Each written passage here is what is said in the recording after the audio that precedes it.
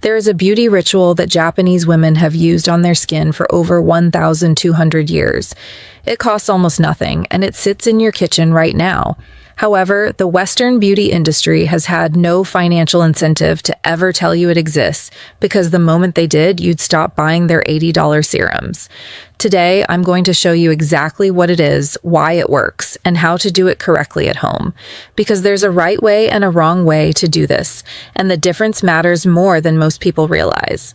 This goes back to 800 AD in Japan. The noblewomen of the imperial court were renowned for something that seemed almost impossible for the era: skin that was smooth, luminous, and visibly younger looking than it should have been. Their skincare routine was built around something called yusu-ru, the cloudy water left over after rinsing rice. They used it as a toner and a facial rinse, and they passed that practice from mother to daughter for centuries. No laboratory or dermatologist, just accumulated observational wisdom refined across generations. The detail that matters here is that this wasn't a beauty practice based on hope. It was behavior that persisted because women could see results season after season, decade after decade.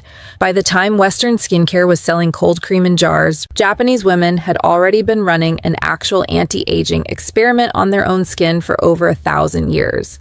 In the 1970s, a team of scientists visited sake breweries across Japan looking for skincare innovations. Sake is rice wine. It's made through controlled fermentation of rice grains, and the men who make it, called toji, are master brewers who spend their days immersed in that fermentation process. Their hands are submerged in fermented rice liquid for hours every single day. What the scientists noticed stopped them cold. These were elderly men with aged, weathered faces, the kind of faces you'd expect from decades of physical labor. But their hands looked decades younger. The skin was soft, smooth, and visibly supple in a way that had no obvious explanation. That observation launched years of research that eventually isolated a specific yeast-derived compound, now sold under the name Patera, which became the foundation of one of the most expensive skincare lines in the world. But here is the part nobody tells you. Japanese grandmothers had been applying the base of that same ingredient to their faces for over a millennium for free. The scientists found the mechanism in a brewery, and the beauty industry turned that discovery into a $179 bottle. The ingredient and the science are real. What's optional is the price. This is where I want to slow down and be precise, because most explanations of this topic are vague in exactly the places where clarity matters most. Rice water is not just starchy water. It's a complex biological liquid containing multiple active compounds that work through very different mechanisms on the skin. And it's important that you understand those mechanisms so you can use it correctly. The first compound is called inositol, specifically myo-inositol.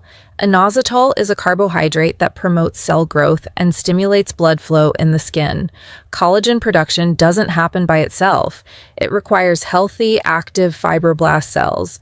And inositol helps maintain the signaling environment that keeps those cells functioning.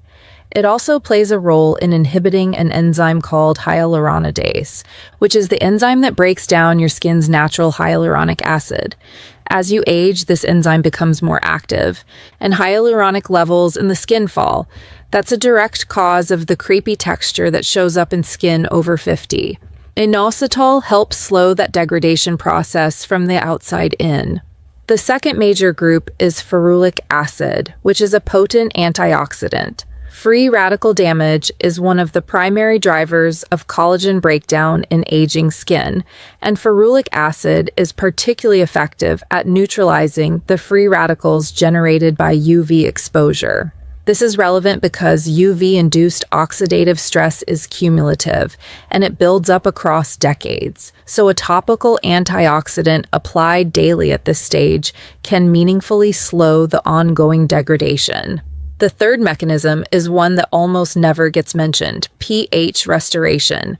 Healthy, youthful skin has a slightly acidic pH of around 4.5 to 5.5. As skin ages and as it gets exposed to alkaline soaps and hard water, that pH rises. When skin pH becomes too high, a family of enzymes called MMPs become significantly more active. These are collagen-degrading enzymes that send signals to break down collagen at an accelerated rate. Fermented rice water has a natural pH of around 4 to 5, not because an acid was added to it, but because the fermentation process produces lactic acid organically. Applying it regularly helps push the skin's surface back into the optimal pH range, which reduces MMP activity and slows collagen degradation. This is a different mechanism from anything a moisturizer or serum does, and it's one of the core reasons rice water produces visible changes in skin texture over time.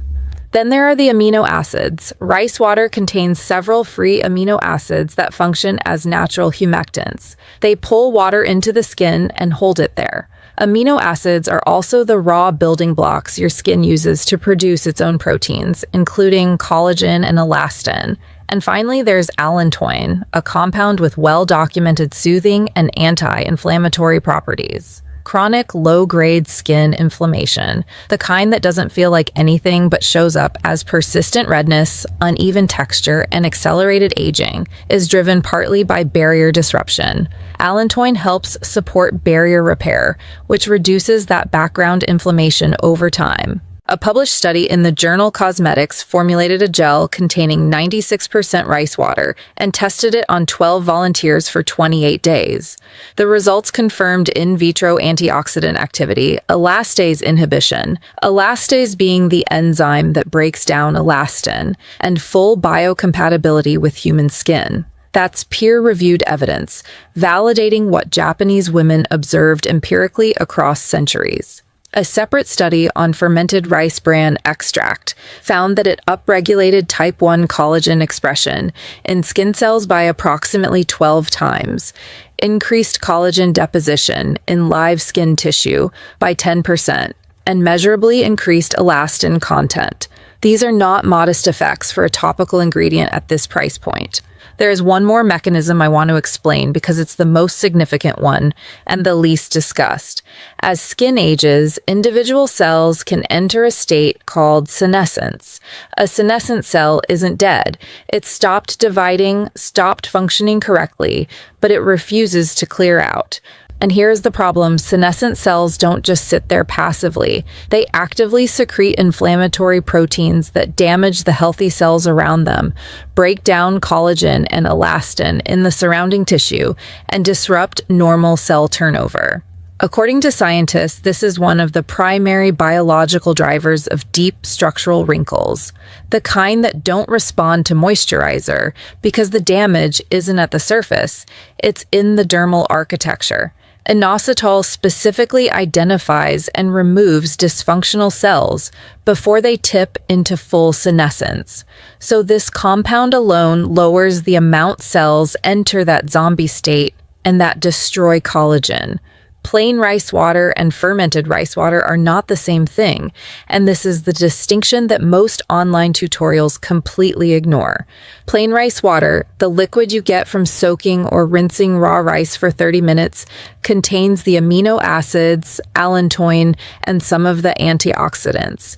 It has real benefits for brightening and hydration. But the inositol derivative that removes dysfunctional cells and restores the pH, and the lactic acid that does the enzymatic exfoliation require fermentation. During fermentation, the yeast metabolizes the carbohydrates in the rice and produces a completely different chemical environment. Lactic acid levels increase significantly, which is what gives fermented rice water its pH-correcting effect, and the inositol concentration rises. The difference in practice is simple. Plain rice water gives you maybe 40% of the benefit. Fermented rice water gives you the full mechanism.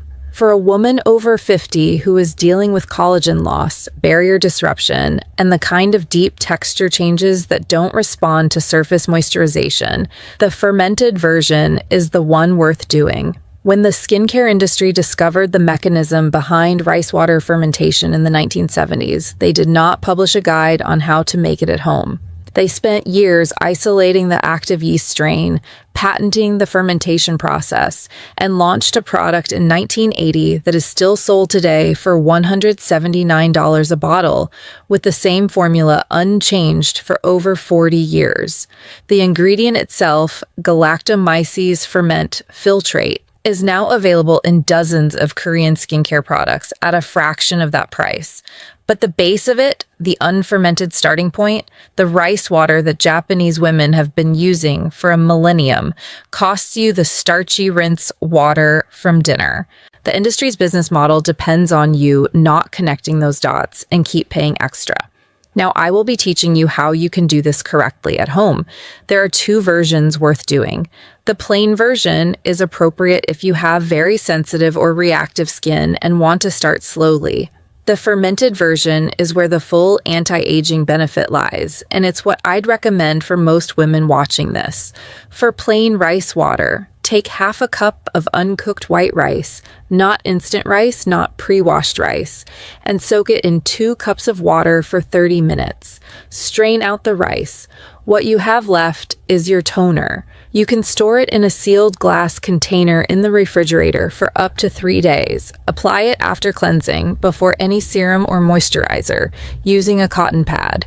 Press it gently into the skin, don't rub. Let it absorb for 60 seconds before moving on.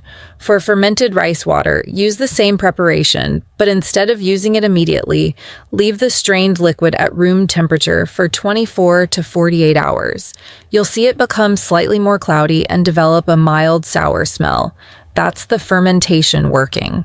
At that point, most people dilute it about 1:3 ratio with clean water before applying, because the lactic acid concentration after full fermentation is strong enough to cause irritation on sensitive skin if used undiluted. Apply the same way after cleansing, press gently into clean skin, and followed by your regular moisturizer. You can also use it as a mask. Soak a cotton sheet mask in the fermented rice water and leave it on for 15 to 20 minutes. For women dealing with significant dullness, uneven tone, or visible texture loss, doing this 2 to 3 times per week for a month produces changes that are visible in photographs. One practical note: if you have a skin condition like eczema or rosacea, start with plain rice water and introduce the fermented version gradually, because the lactic acid content can be activating on already inflamed skin. Here's what you should realistically expect. In the first 2 weeks, most women notice improved hydration and a subtle brightening effect. That's the amino acids and allantoin working at the surface. Between weeks 3 and 6, texture changes become visible. Pores look tighter, skin feels more consistently smooth, and the kind of dullness that moisturizer alone doesn't fix starts to lift. The deeper anti-aging effects, the influence on MMP activity and collagen environment, operate on a longer timeline. Think 3 to 6 months of consistent use before those changes become structurally significant. This is not a quick fix, but instead a steady correction of multiple mechanisms that have been working against your skin for years. Results require some patience, and keep in mind biology doesn't care how old you are when you start. It responds to the input. Your skin is still producing collagen, still capable of barrier repair, still running autophagy. Give it the right conditions consistently and it will respond.